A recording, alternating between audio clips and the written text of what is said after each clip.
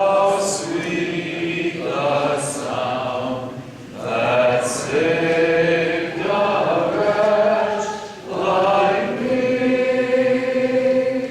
I once was lost, but now am found. Was blind, but now I see.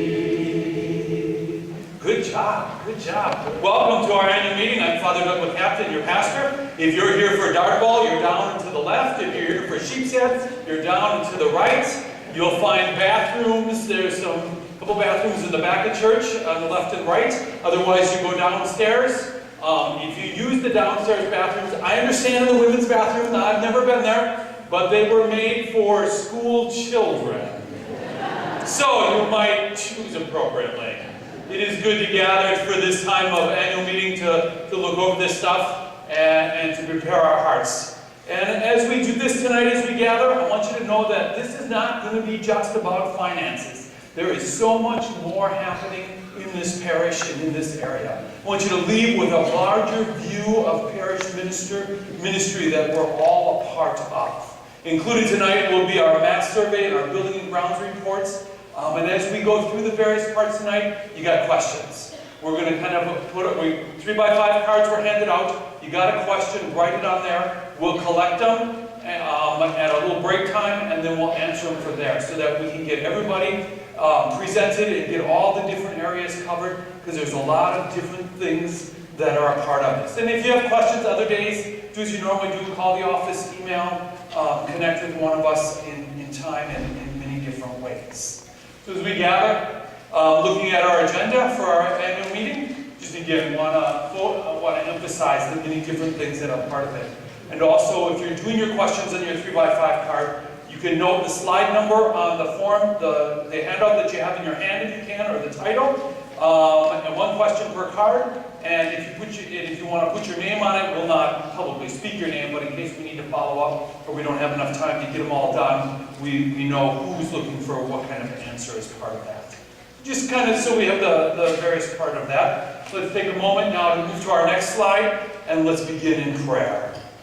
In the name of the Father, and of the Son, and of the Holy Spirit. Amen. The Lord be with you. And with your spirit. A reading from Paul's second letter to the Corinthians.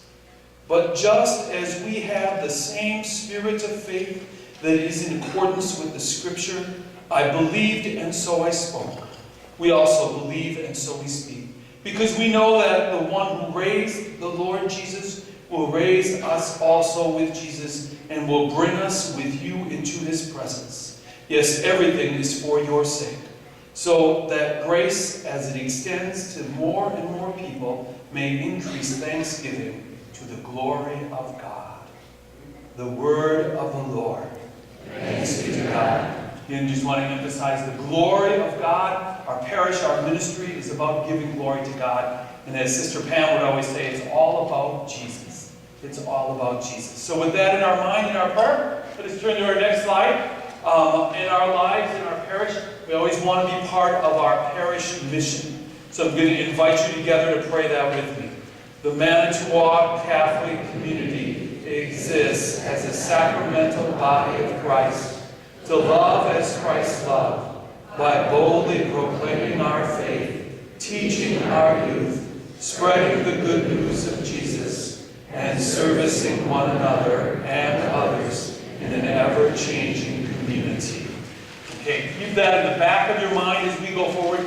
This is what our parish should be about.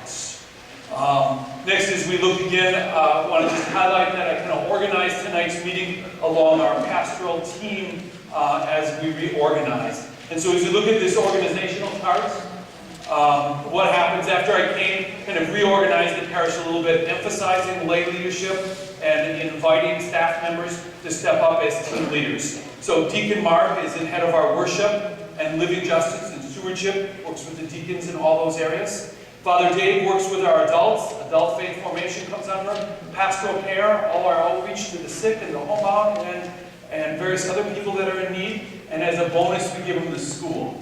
Somebody said, was that like a bonus child? You know, we'll just leave it at that.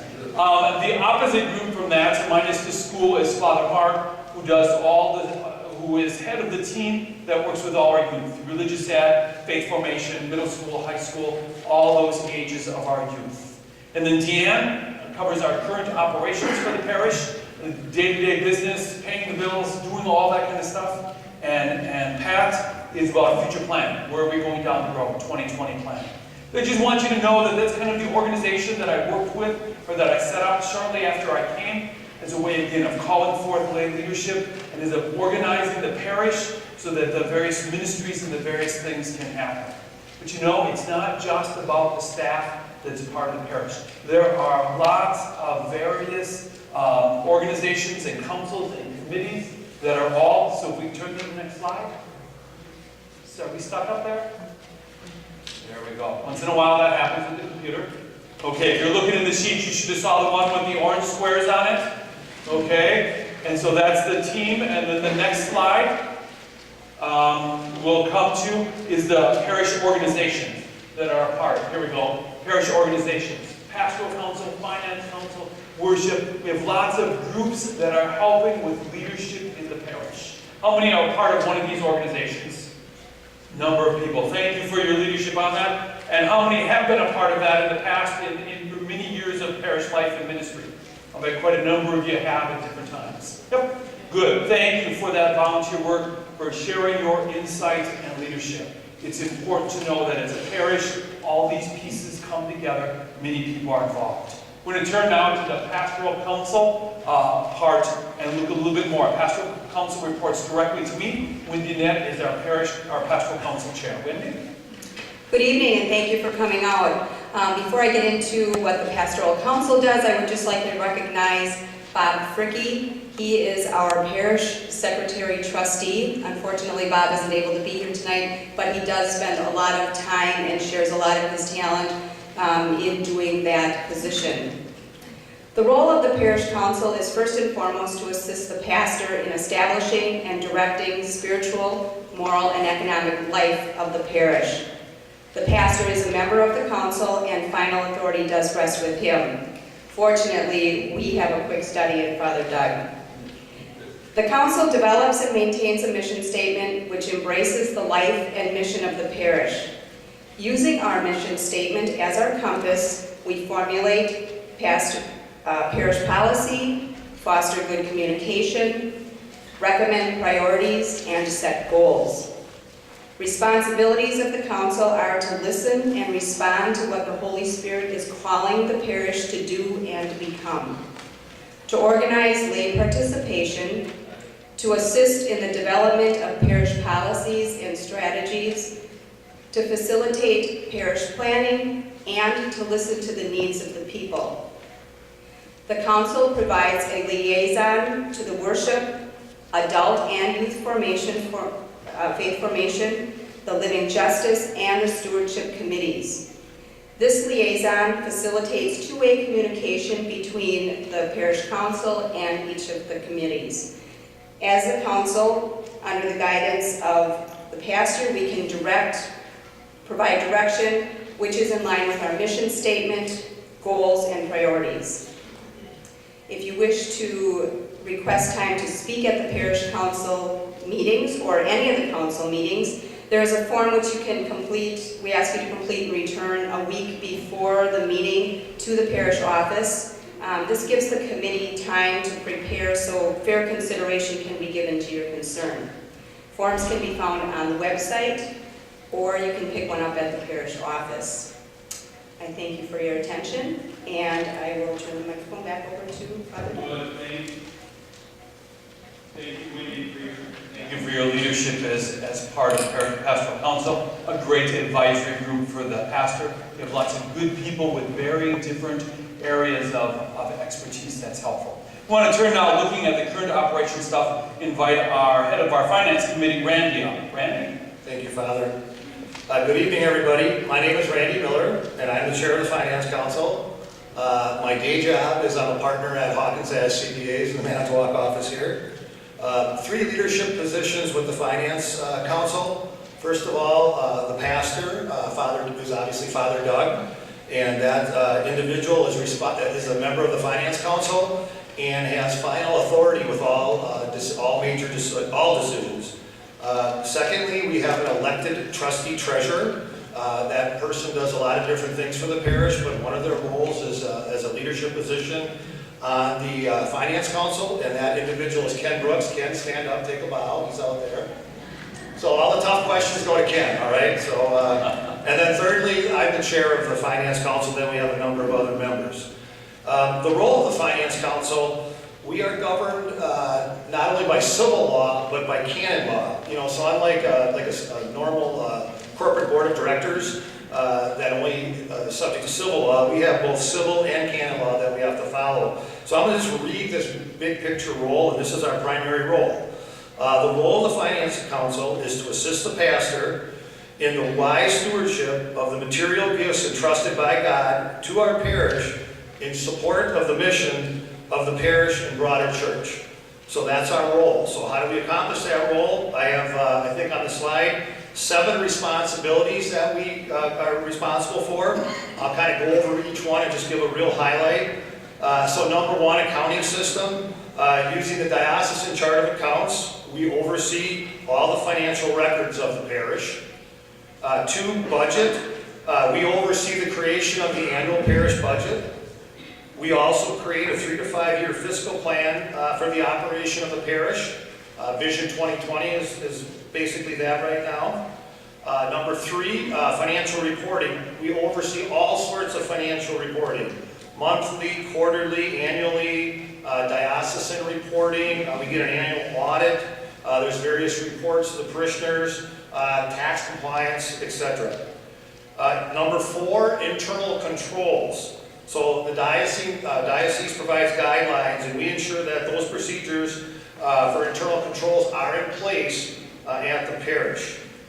Number 5, fundraising and management. The Finance Council works with the Stewardship Committee on generating revenue, and that revenue is in support of the parish mission. We also monitor the investment of parish monies. Number 6, property management and safekeeping. We oversee the maintenance of parish buildings and grounds. And then number 7, personnel. We monitor the observance of diocesan policies related to personnel at the parish. So we also have a bunch of like subcommittees, subgroups, subdepartments that we work with besides just the Finance Council, and I'll list those off here quick. So number 1, the buildings and grounds and safety. Sometimes those are separate, we have them all in one. Number 2, script audit review. 3, human resources. 4, stewardship. 5, the cemetery. And 6, development. So that's my report on the Finance Council, and thank you for coming out this evening. Thank you, Randy. Again, to step up now. I know you received the annual report in the mail, but an annual meeting is about looking at the numbers. So this is the part of the numbers from the annual report. Dan? Good evening, everyone. As Father Doug said, my name is Deanne Kinsey, and I've been working behind the scenes as your parish accountant since the consolidation in 2005.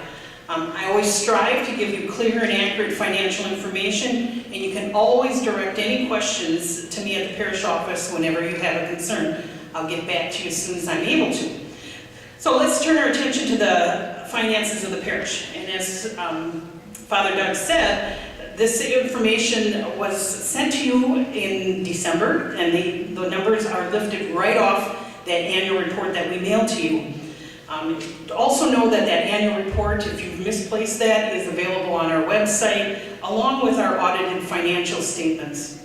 Okay, so let's get down to the brass tacks. The good news is that we're meeting and balancing our operational budget. Also, we have no debt at this time. In fact, we have some money in the bank, mostly as a result of some large estates we previously received. The not so good news is that we're barely meeting a very conservative budget. We have many capital improvement needs and demands, none of which are incorporated in our budget at this time. These are anticipated to be a major, essential, necessary, and immediate needs in nature, and Kevin from the Buildings and Ground Committee will share some of this information later in the program. So now this first slide I have for you is all about our stewardship of sharing. These are the generous gifts of treasure that you've shared with the parish. The other components of stewardship, service and prayer, will be discussed by Pat in a few minutes, but this is our stewardship of sharing. The first line here is parish support, and that includes things such as envelope, basket collections, and electronic ATP giving. This is pretty much the number that's reported to you weekly in the bulletin. Second line is donations. It's made up of funds received from wish list items, memorials, and estates. Actually, it was this line and the receipt of a fairly large estate last year that boosted our revenue to allow for a balanced budget. We've not always been able to rely each year on receiving estates, nor can we continue to rely on being beneficiaries of estates in the future to balance our budget each year. But we're grateful for the generosity of parishioners who remember us in this manner. The next three lines under our revenue on this report is our educational assessments, including income from our religious ed programs, the day school tuition, and the parental choice program offered by the state. Fundraising nets us over $235,000 in income, and this includes the SCRIP program. And everyone here, I'm assuming, knows what SCRIP is. If not, well, what it is, it's a gift card that we sell to you at face value. We are able to purchase those cards at a discounted rate. The difference is a profit to us. It's easy for you to participate in, it just takes a bit of planning. SCRIP was actually more profitable than what you see here because families are able to use a portion of the income they generate as a way to reduce tuition. So that really amounted to another $55,000 in income that they were able to apply directly toward their tuition.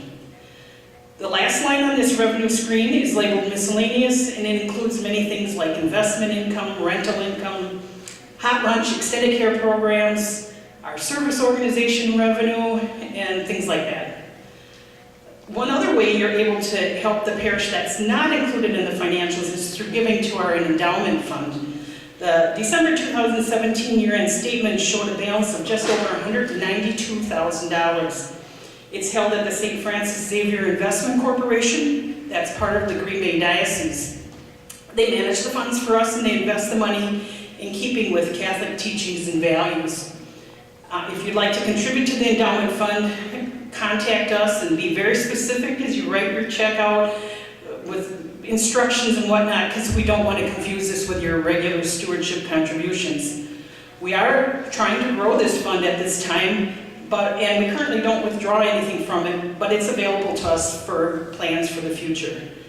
The school also has an endowment fund with over $1,038,000 in it, and it contributes over $40,000 annually to help with school operations. And an annual appeal is made each spring to help increase this fund. So continuing with the next slide, it shows our expenses. And we see them actually broken down by functional area, which is really kind of like departments. How we spend this money, the kinds of things that we're doing, as a parish is going to be highlighted by presenters who will follow. On the next slide is the same revenue and expense information, but in a pie chart form. Might be a little easier to visualize. The pie chart on the left, and we see that the parish support is in blue, makes up 51% of our revenue. The donations are in red, that's 12%. Educational assessments are in the green, purple, and light blue for a total of about 28%. And then fundraising and miscellaneous are in the orange and that pale blue for 5% and 4% respectively. The expense side is on the right side of the screen, and again it's shown by those functional areas, with all types of youth education making up 56% of our budget. This again is religious education, our day students, and the Roncalli subsidy amounts.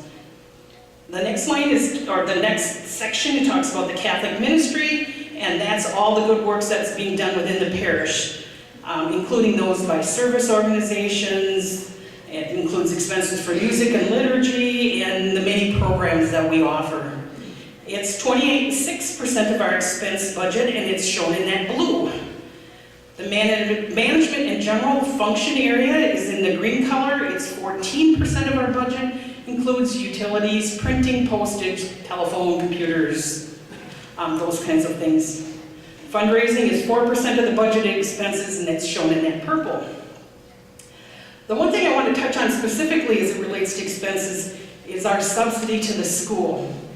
Our mission statement includes a phrase that says, we have a mission of teaching our youth, and we are committed to educating our children in the faith.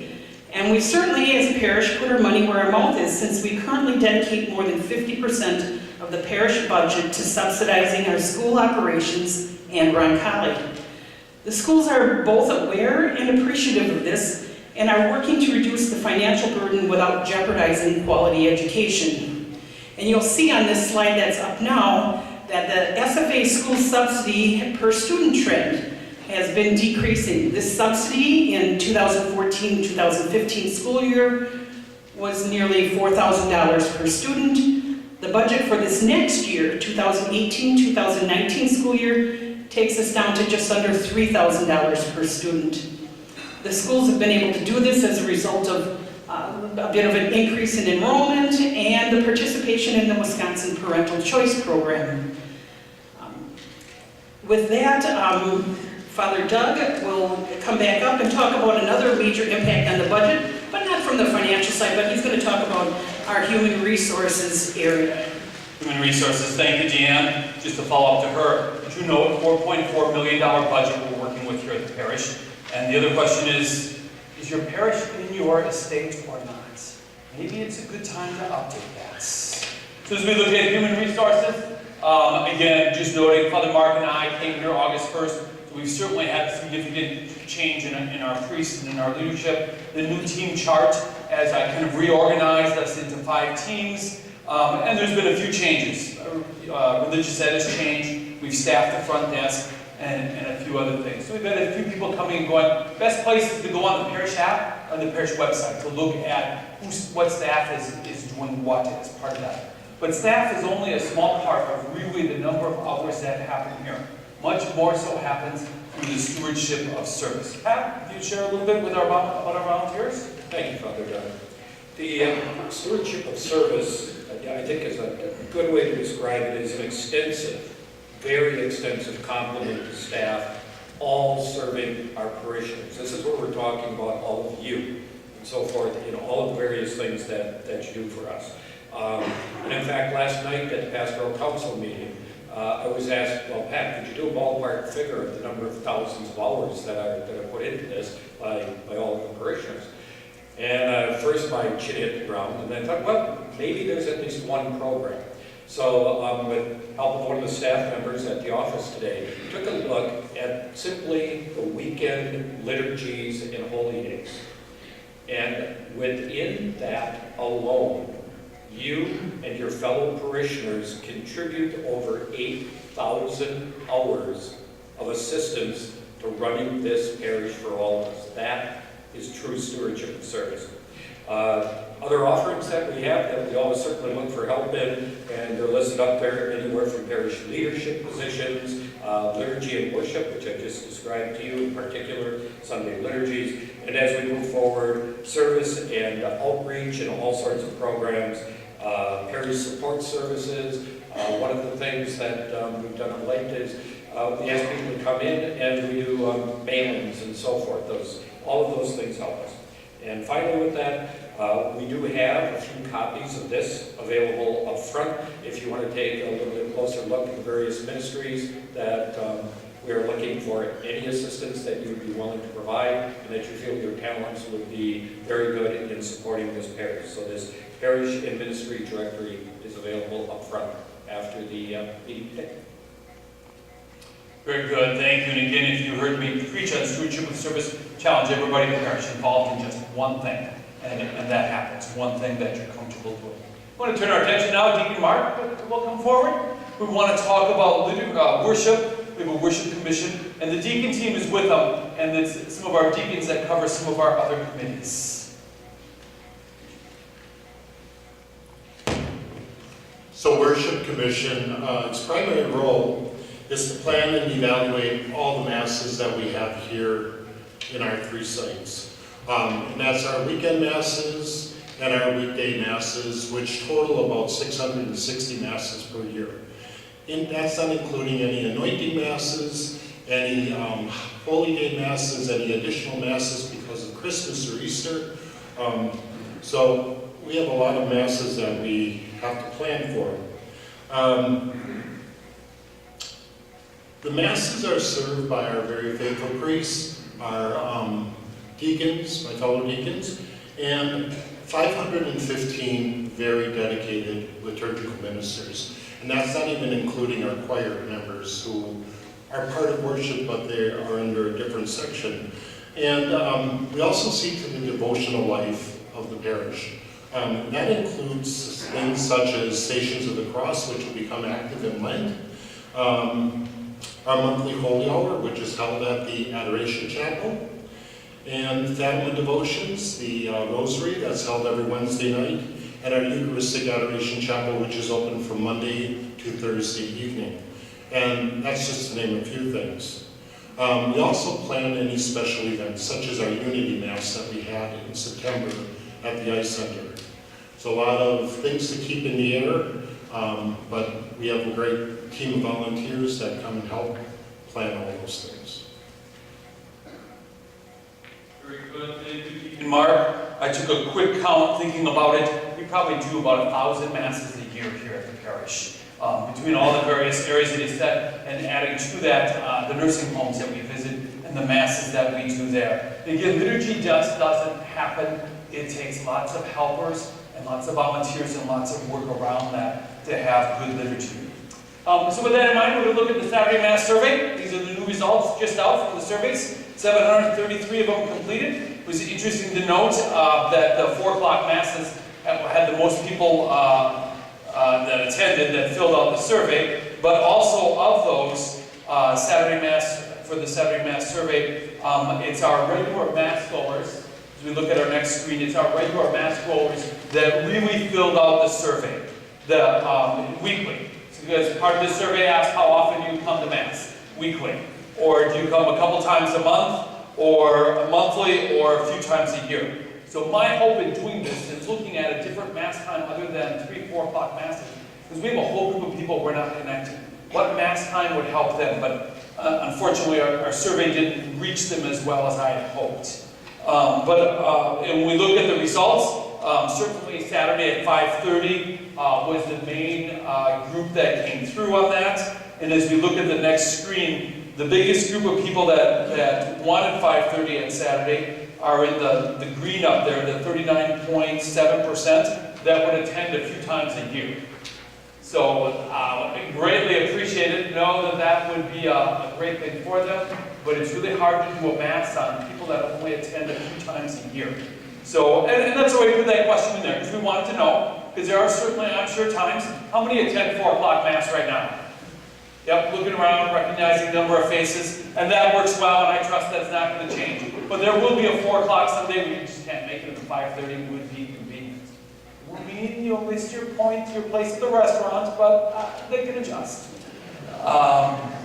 But knowing that, so we're putting out these stats, we're going to be taking them to Parish Council and our Worship Commission and looking at them more closely. What can we do? What would be the best changes to happen? Interesting to note on the survey, we asked about ministry, about recruiting people to help. And thank you for those that are already involved in the parish ministries and those willing to step up for more of them. And finally, with that, as we look at the what is your age question, and that's where we see the biggest number was 61 plus. That 63% of the people that filled out the survey were 61 plus. So certainly challenged. How do we survey? How do we reach our younger people? We had hoped putting it in the Christmas bulletin would help, but we'll just continue to work with that. Again, our next steps, take it back to the commission, Worship Commission and Pastoral Council, pray about it and look at it. And as we said earlier, if we do a change, we would talk about it and implement it probably right after Easter. Because remember, we're only taking 2 4 p.m. Mass stipends so that we have some moving, some ability in there. And again, we're not in a rush to do this, but we want to keep looking and working with it.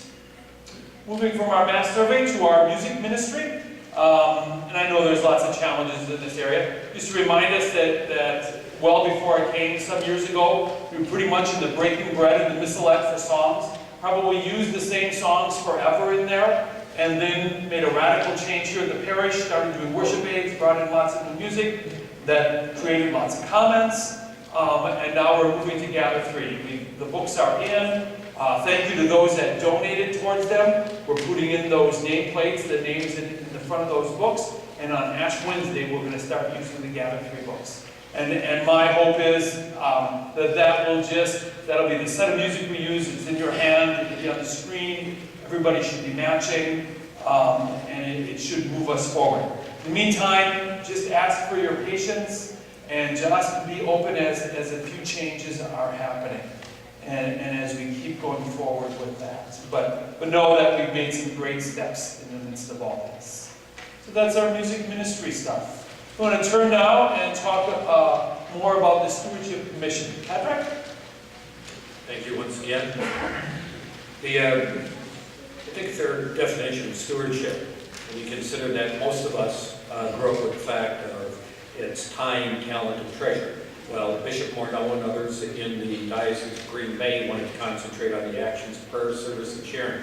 And I think that a good definition of stewardship for all of us is to use God's gifts of time, talent, and treasure to help others through our actions of praying, of being of service, and of sharing our treasure.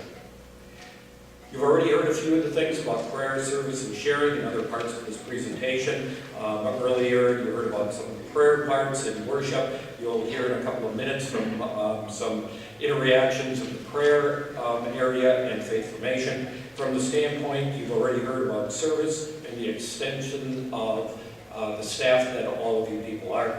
And in sharing, Deanne gave an update from the standpoint of the annual report and the resources that come from your stewardship. A couple of other little projects that are done within the realm of the stewardship is the marathon that we help with each year, the Holy Family Memorial Marathon, where we are an aid station. I find that much easier. Do not expect to see me running the marathon and rather run the aid station. Thank you. The holiday parade that we held, about 350, 400 cups of cider, hot chocolate, coffee, along with 24 dozen cookies provided by, I think, mainly by the St. Clair Society and so forth. So a fun event there.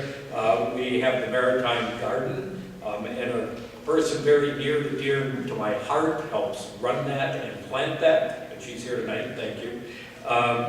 The recycling event, we run that every other year. The recycling event is coming up this spring. That's the one that we generally conduct in the parking lot over at the Waldo site, the elementary school site. And we do recycling of electronic goods as well as confidential papers. And then we also provide hospitality at some of the other events that take place. Upcoming, from the standpoint of stewardship, are a couple of things that are actually being run by a couple of other organizations that you're going to hear about from this evening. And that is in the period this year between Easter and Pentecost. Youth ministry will be doing more of a stewardship campaign, having displays in our worship sites, etc. So we look forward to that. And the family ministry area is running, you've seen probably a number of times in the bulletin, the Financial Peace University, which is big help from the standpoint of families that are having difficulty managing their monetary resources in particular. So we're going to be offering that. I believe the first class is February 3rd. That's occurring. If you know someone that you would like to talk to about this, so forth, the contact at the office would be Diane Van. And finally, I mentioned it before, please remember that Parish and Ministry vote. Thank you. Very good. Thank you, Patrick. Invite Deacon Mark up to talk about living justice. And as Patrick steps down, as he talked about the recycling events, I was beginning to wonder who was being recycled, but now I understand it. So what is being recycled? So thank you for that. And that's just a challenge. When you're new in a town, new in a parish, new at looking at things, the short titles and short things are like, yeah, I wonder what they really mean and understand. It can be a challenge, but thank you. Deacon Mark, share with us a little bit about Living Justice. Living Justice is the title given to our program in our parish, and it encompasses all of our social outreach to our local community, to our nation, and wherever those places may take us. This parish does an excellent job at sharing its resources, its time, and its talent with others in the community and beyond. These are just a few of the items. It's not the entire list because we would have to have many more slides. But this is just some of the things that we are involved with in our parish, that we help brothers and sisters. And it's not necessarily our Catholic brothers and sisters, but our Christian brothers and sisters, or non-Christian brothers and sisters. Currently, and you've seen it in all of our worship sites, we have a bassinet project, which is benefiting the Crossing. The Crossing is a great organization that gives abortion alternatives to troubled women and young families. So we're collecting baby items for them, for their store to help young mothers and struggling families. Father Mark and 27 of our Roncalli staff and students are currently in DC for the March for Life. And while they're not taking anything monetarily, they're living out their role in that social justice issue, which is respect life. And then finally, one of the other big ways that we can participate in Lent, we will begin our Points of Compassion project. We are called to share prayer, fasting, and almsgiving during Lent. And we are going to take our alms, and we have that big silver bowl up here every week that the kids love throwing in and making all the noise. We are going to collect for 3 charities, one that is local, one that is national, and one that is international. And our local charity is Painting Pathways Clubhouse, and our national is St. Francis Parish Mission in Greenwood, Mississippi, which is run by our Franciscan sisters right here in Manitowoc, and our Pulaski Franciscan Friars, and then Catholic Relief Services, the Rice Bowl Project. So I want to thank you for sharing so generously your time, talent, and treasure. Very good. Thank you, Deacon Mark. Again, want you to know and see in the gospel when it says, feed the hungry, clothe the naked, care, and we do that. We do that in so many different ways through the parish, certainly living on that part. And this also helps me to recognize that as parishioners, you don't just give to the parish, you give your time and resources to all these various ministries. Lots of different things happening and lots of different ways. So again, just emphasizing the thank you as part of that and awareness that happens with it. The Good Shepherd Fund is the fund outreach from the parish. We get people coming to the door asking for help. It's good as the pastor to have some funds available to help to do things when some of the other areas aren't available or whatever they need doesn't quite fit in there. Deacon Rich, is Deacon Rich here tonight? Also works a lot with this. He's been teaching school all day, so I'm sure he's a retired teacher, so that is kind of an inside joke on that. Yeah, never mind. Keep moving. So again, thank you for all the ways that you organize and that you help. And so next we want to take a look at adult faith formation. So I'm going to invite Ruth Ann to share with us. Ruth Ann? Thank you. As you can see the goal up on the screen, and I'm not going to read it for you, you can read it for yourself, but ultimately our goal truly is to make sure that we continue to offer good, solid educational opportunities for you, because we know we never stop learning, and ultimately it will help to build up the kingdom of God. So that's our primary goal.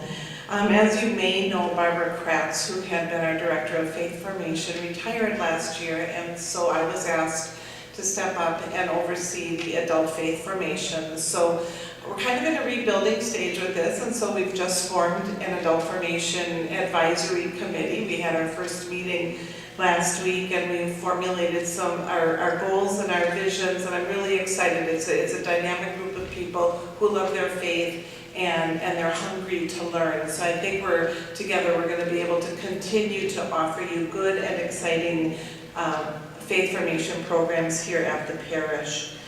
Our objectives, first and foremost, we must be available to catechize those coming and asking to receive full communion in the Catholic faith, and to those who are seeking to re-enter the church. So we're doing our best to meet them where they're at. They're adults, they're busy working, and so we are doing our best to work with them to make sure that they're receiving the catechesis they need so that they can be fully initiated into the Catholic faith. We want to offer engaging catechesis for adults in the teachings of the church. And we want those programs to be accessible and relatable to your life situations. Some of the programs that we are offering or have offered most recently completed was the Tri-Parish Mission, which we deemed a huge success, and we're happy to say that we will do it again in 2019. So we're really excited to continue to partner with the other two parishes to bring an exciting mission to the parish.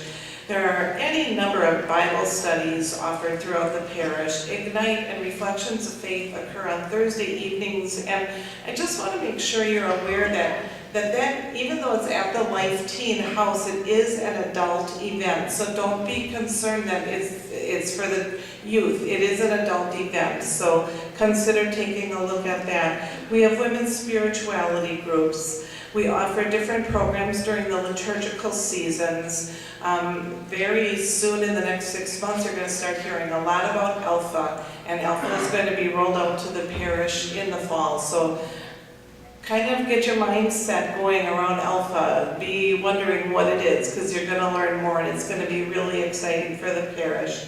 There's the CEW community, of course, which is a very large and active community here in the parish. If you've not made a CEW retreat, there's one coming up for the men in February. Go to our website, take a look at the bulletin. If you have not been on a CEW retreat, men, please consider going. In the fall of the year, we're working ecumenically with the First Presbyterian Church in St. John's UCC to offer an ecumenical day for women at the Holiday Inn. We're bringing in a couple of guest speakers for that, and it'll be a really exciting day. So that's some of the things that are going on now and are going to be happening in the near future. For Lent, we will be offering soup and substance beginning on February 22nd right here at Grand. And on March 10th, we're going to be offering a Lenten Day of Reflection, also here at Grand. And we'll be bringing in Mr. Brian Smith from Ripon College. He comes very highly recommended. The theme of the day is Living Your Truth, that your light may shine brightly. So there are flyers up front. It's double-sided, so you get 2 for the price of 1. So when you stop up front later on for the parish handbook, pick up a flyer as well as a brochure for the next grief support group, which is also beginning in February. Thank you. Very good. Thank you, Ruth Ann. As you look at that list, I would challenge you to be doing at least one a year. Don't be overwhelmed and say, I need to do all of them. But if we're doing and learning one thing a year, doesn't matter our age, there's always more to learn. And there's always programs online in different places that we can learn as well as going to EWTN if you're pretty homebound, especially during the winter. There's some wonderful educational programs there. I'm going to put in a plug for that Lenten Day of Reflection. Professor Brian Smith is a personal friend of mine that I knew from my last parish, a wonderful speaker and a great educator. It's really going to encourage you for that Saturday. And so, as we talked adult faith formation, we also realize the need for pastoral care, caring for all the people of all ages, and Kay is our person leading that up. Kay? Thank you, Father. We have a wonderful pastoral ministry outreach, as you can see from the list on the screen. I want to just highlight a few of those areas. In the calendar year of 2017, we actually had 218 calls that were received requesting a priest visit. Now, it could be more than that because we are a big organization, and sometimes the communication doesn't always get through. It could be a little more than that. but that averages to 4 visits per week. Also, in regard to those visits, 181 anointings. Again, 3 anointings per week. So we are a busy community. Our care ministry program is wonderful. That actually is where we have volunteers from the parish who bring Holy Communion, prayer, and listening presence to the homebound. We have 4 care coordinators who oversee the program. We have 36 trained care ministers who do the visiting. And right now we have 64 care receivers, or people who do receive the visits. For the year 2017 again, we logged 802 visiting hours, and that averages to about 15 hours per week. We currently have 5 people who are waiting to be matched with a care minister. And that is not unusual at this time of the year. Our numbers go up because people tend to be homebound because of the cold and snow. So we try very hard to provide for them. We are very grateful to the people who do volunteer their services, and we always welcome anybody who would like to be trained, and we have training twice throughout the year for care ministry. I also wanted to highlight, and I know Father Doug touched on it a little bit, the lay leader of prayer service that we offer. There we have 33 people trained to provide liturgy of the word with communion at 14 of our care facilities, and Mass is offered once a month at 7 of the care facilities.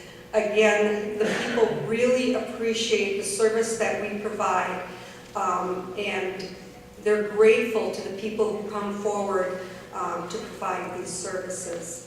I too have some handouts, so I have a little more detail printed up, so I will leave those on the table also if you would like to see anything more on the ministries that are listed on the screen. Thank you.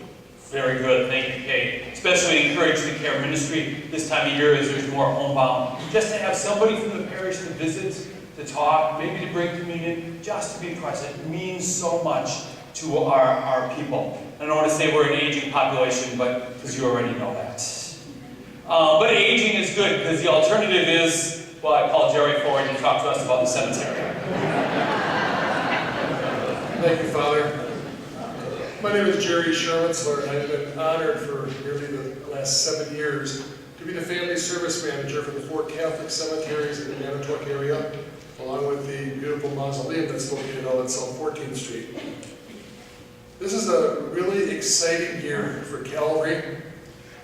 We are going to be 150 years old this year. And there is a celebration committee formed, so watch the bulletin. There will be some events coming throughout the year. Calvary joins the Maternity of Mary Cemetery, which is located down in Manitowoc Rapids, as the second sesquicentennial cemetery that is owned and operated by the Catholic Church. Our ancestors followed the Christian tradition of the Catholic Church by providing a sacred place for the burial of her faithful. As of today, we have over 10,000 names in that cemetery on 10th and Vivant. In keeping with visions, in 1977, plans were put onto paper, contracts were signed, and in 1981, a vision of above-ground entombment was realized when the mausoleum located on South 14th Street was dedicated for the faithful of Manitowoc County. The mausoleum offers both single and companion crypts for traditional casket entombment, as well as single and companion cremation niches.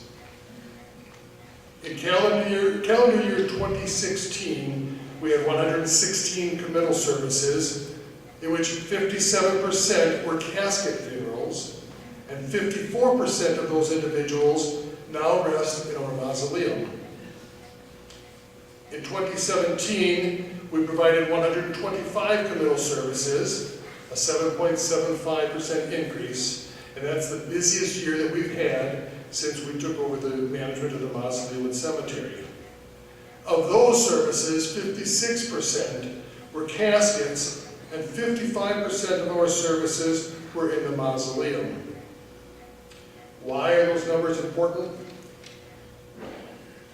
In our commitment to adapt to the trends and the needs of our parishioners, in which you are the owners of those properties, we recently added a new outdoor columbarium providing space for an additional 72 cremations.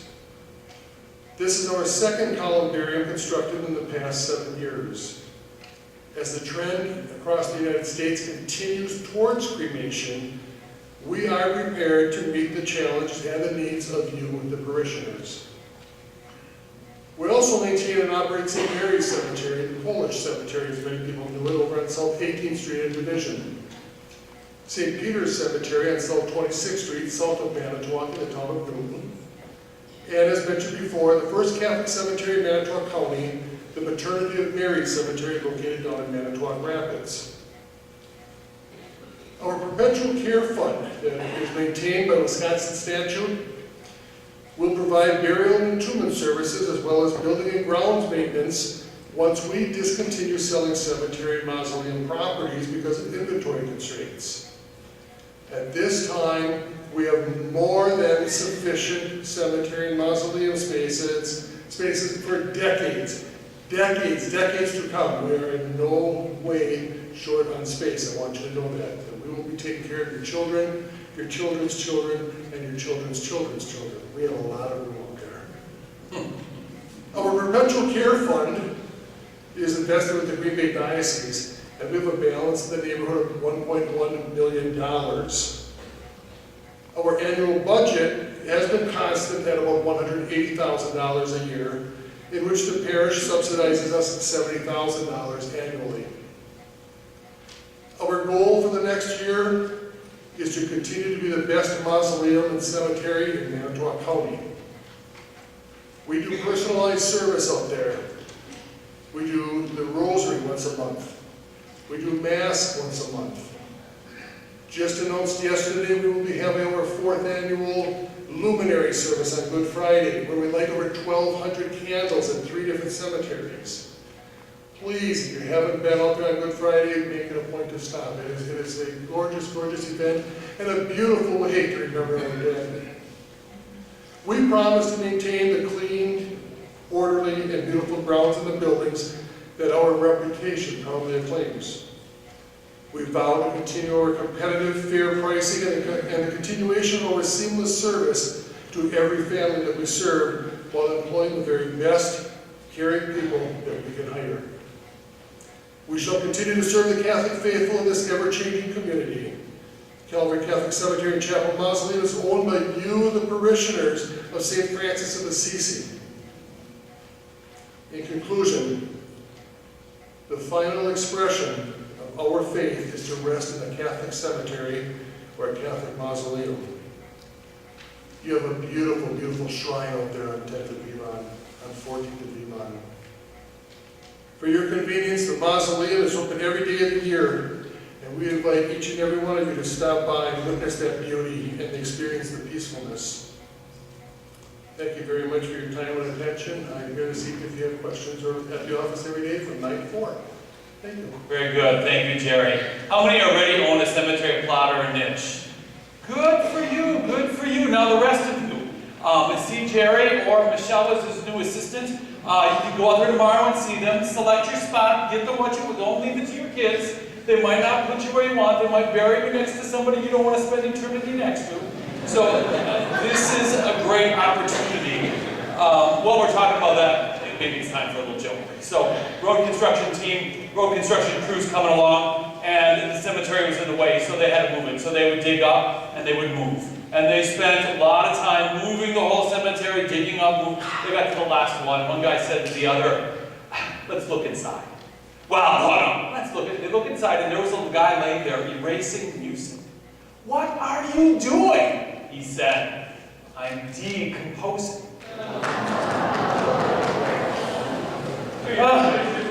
Okay, let's keep moving along. I just want to note from that next slide in the cemetery, there were last year 125 people that visited the cemetery and never left.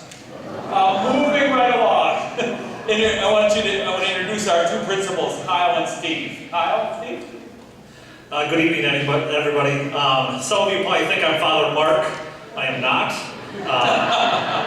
The only way you can tell us apart besides the collar is that he's taller and I'm wider, so that's all you can tell us two apart. But my name is Kyle Capros, and I'm the principal at St. Francis Elementary School, and I'm honored to be there for the last year and a half, and I'm honored to continue the rich tradition of Catholic education in the Manitowoc area and surrounding area. Thanks, and my name is Steve Thiele. I'm the middle school principal, and this is my 5th year doing that. So again, we're both pleased and honored to be there serving you. St. Francis of Assisi School, it has a lot of rich history to it. With us, we now have an elementary and a middle school. Kyle and I, our goal is to evangelize, catechize, and educate the youth. And that's where we go with, and that's our purpose and our mission. As we go through it, our goal is to provide high-quality Catholic education, and we believe we are doing that. It's through those high expectations, the vigorous academics, learning their faith both in knowledge but also in action.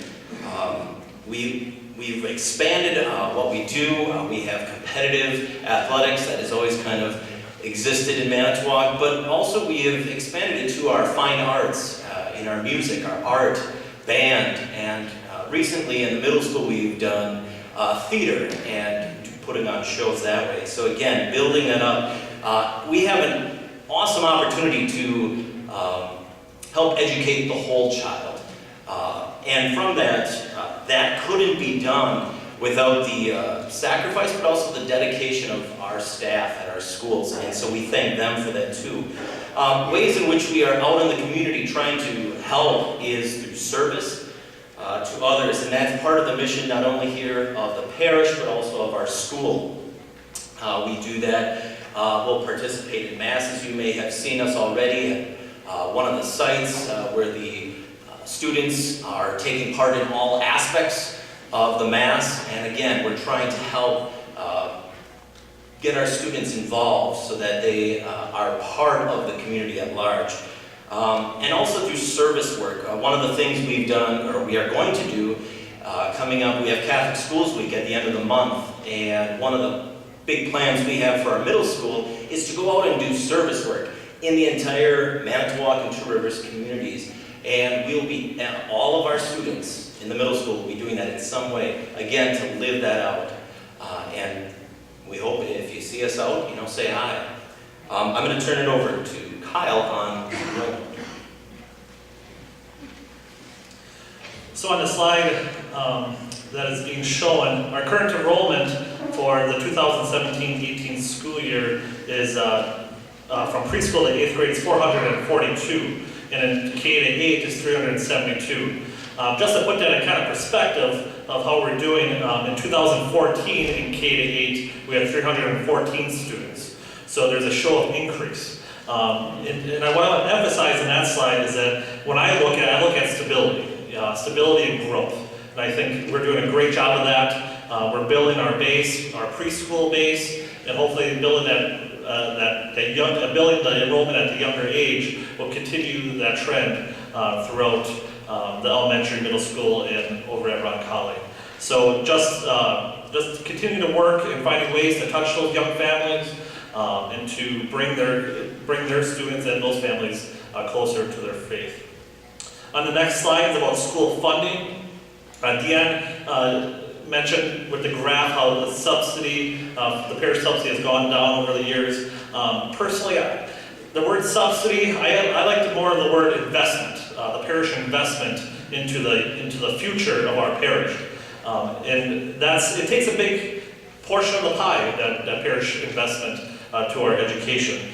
But it does take a community to educate a child, and especially in a parish school. It takes each one of you in the pews, in our community, to help us educate our youth, and to invest in our future as St. Francis of Assisi.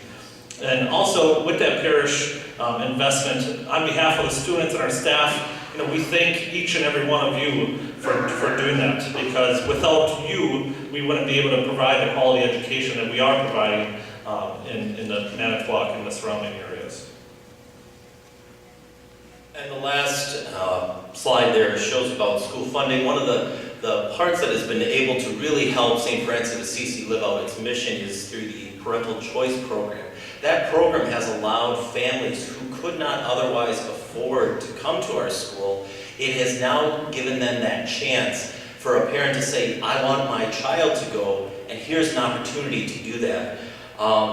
And from that, we've been marketing that program, but what we've also been able to do is market it to people and get our name out there as an option, as a choice for students to choose our school.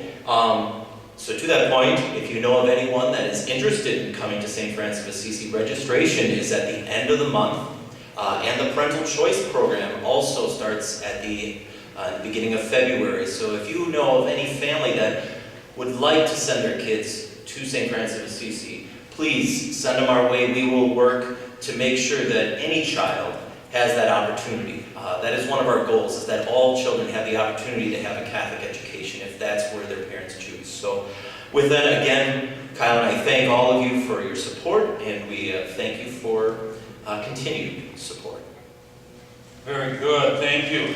And stability and growth is very important when you talk about this, because there have multiple years at it, and I think Kyle had a child this past year. No, you had 2 of them, and Steve's expecting 1 this next year. So they're building up the numbers in years to come. So I'm going to encourage all of you, push for grandchildren and great-grandchildren. It's the best way to keep that growing, and stability and growth. Good school that we have going. Last year, in my last parish, when we stood for graduation of the high school, the claim of fame was 4 principals in 4 years. So recognize the good stability that we have here and consistency that's a part of that. Also, as part of this, I want to take a moment to recognize our chair of our school board, Joe Pazorski. Joe's sitting right over there. There you go. An important part of leadership in the schools as well. And with all that in mind, we want to turn now to our youth ministry and our other youth in the parish, and we'll invite Elizabeth to speak. I'm speaking on behalf of the Faith Formation Commission, which includes myself, Elizabeth, as coordinator of youth ministry, Michelle Peters, coordinator of elementary religious ed, Diane Bandy, family ministry coordinator, Rachel Cohen, young adult ministry, regional coordinator, and Father Mark. So the purpose of our ministry covering these mini groups is to bring children, youth, young adults, and family into closer relationship with Jesus, help them to grow as disciples, and then help them to engage in the parish community. Some of our highlights from this last year include the success of newly introduced family-oriented events or intergenerational faith events. Some examples of this include Vacation Bible School, which we had our 3rd year of this past summer, and we are currently bursting at the seams with a number of youth and children involved and invested in this experience. Seder Meal, which we are expanding this year, Road to Resurrection, a Lenten program that we introduced last year, our Living Rosary, and our service days. We had our first parish-wide service day in September, in which families had the opportunity to serve together in the community. Grandparents and their grandchildren were serving together, young adults were serving together. A truly wonderful event, and we'll be having our 2nd parish service day this spring. Another highlight is the reintroduction of youth-led masses, which some people have already touched upon, allowing our youth the opportunity to step forward and to engage in areas of ministry that are new to them, and trying to encourage the family to attend those masses also. We took a group of teens this summer to the Steubenville on the Lake Conference, which is an awesome opportunity to help them encounter Christ and help them to grow as disciples, and we will be doing that again this summer. And this year we've also introduced Catechesis of the Good Shepherd, which is a Montessori-based program for starting at the preschool age, but then can be expanded upwards as children age, but helping them to develop that relationship with Jesus at a young age. In terms of where we are going this next year or upcoming years, One of our huge goals as a Faith Formation Commission, and also a huge goal of the diocese, is to help increase parent involvement in faith formation, helping families become households of disciples, and recognizing that faith formation, discipleship, doesn't occur in isolation. Also, to keep introducing opportunities for family faith formation and intergenerational faith formation. In terms of young adults, to keep reaching out to young adults and to build communities of young adults in our parish. This is the second year that our area, the Lakeshore area, has received a grant from the diocese for young adult ministry. So helping young adults tap into parish communities, tap into communities of young adults to help them engage in their faith at a period of their life which is often more difficult to engage in their faith. And then lastly, increase the number of people invested in faith formation in our parish. It's a huge endeavor, a huge undertaking, and people are needed across the board, whether it's serving as catechists, serving as core team members, helping with catechesis of the Good Shepherd, providing babysitting for parish events, and something that if you feel called in any way to provide any type of service, we warmly welcome you. Thanks. Very good. Thank you, Michelle. Elizabeth, I'm sorry. Yep. I must tell you though, when Father Martin arrived on August 1st, that was right when Vacation Bible School was happening. That week it was up and going and happening. And I was familiar with it from past parishes, but Father Mark was, I would say, a bit overwhelmed, a bit amazed. The number of kids, the number of people, just the activity at the Waldo site with all that going on. And so that was good to see that and very impressive as part of that. Also, as we've told you, Father Mark is going on the March for Life. One of our hopes is, especially with a young priest like him, keeping him more involved with our youth, being present at these kind of events, at retreats, and different opportunities that are available out there. And that is one of the reasons why we're trying to move off of 3, 4 o'clock masses. Because if he's gone for the weekend, it means we're hiring a sub. And then I get whining and complaining that we had a sub, but we didn't get one of our priests. Well, you know, if we do a little shifting, we can cover it in those events. Father Mark's time also, the bishop decided last year that 10 hours a week he would designate young priests near the various high schools in the diocese and through the vocations office pay them 10 hours a week for ministry at the high school. So Father Mark, even though he's assigned to our parish, at least 10 hours a week, he's engaged at Roncalli High School in ministry. In fact, because he's going tomorrow morning, I'll cover his morning mass that he has with a group of students. He'll do some confession and adoration time, some speaking time, various different things that are part of that. A good influence and a good presence in our schools, as well as he's also his and my presence and Father Dave's presence in our schools and religious ed programs. Interesting thing with Father Mark, you have to remember that this is his first real job. This is his first real opportunity in life out of college. And I'm sure you remember that when you stepped up. And not only that, we make him a team leader, and he sees all this that's happening. And so I've had to tell him, just step back. This is why you're the team leader. You don't do everything. You have wonderful staff working with you, doing and organizing. You just got to trust them and go with it and help out and do different parts of that. Lead, and especially prayer. And bringing that in. So, need to see him grow, need to see him work with it. This is like my 6th or 7th newly ordained guy that I've worked with. So it's good to see them growing and catching on in ministry and the hope and the future for them and for our diocese as part of this. And again, just affirming his connection with our youth at this point, very, very important. So if you feel like you haven't seen him for Mass or he's off doing something, yeah, that's true. If you were a few years younger, he'd be with you. And remember, as we put these ages out there, we put Father Dave in charge of the older people. Now that I'm well into trouble, I think we should move towards our break time.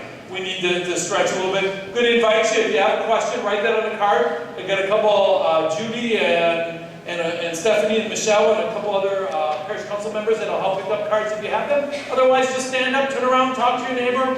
You might meet somebody you didn't know because they go to a different church at a different time.